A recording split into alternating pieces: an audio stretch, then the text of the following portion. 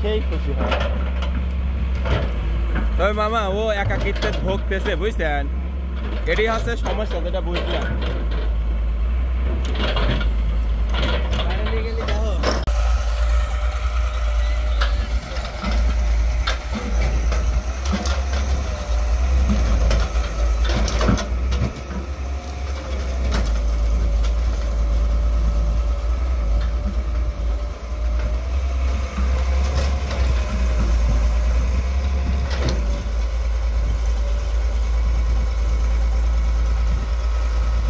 মামা আপনার এটির সাথে ওটির ক্যামেরা ভালো, এটির সাথে ওটির ক্যামেরা ভালো।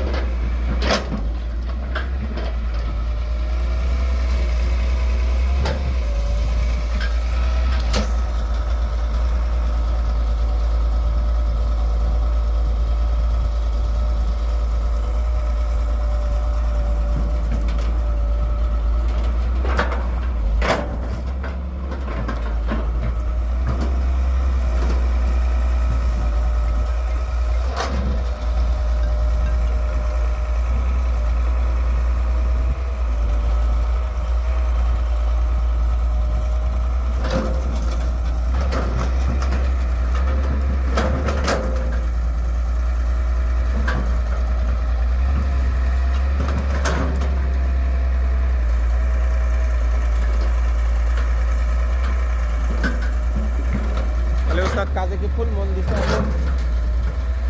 তোমার কি মনে হচ্ছে? তাহলে হচ্ছে যে এমসিএন এর ব্যাপারটা একটু দেখেন।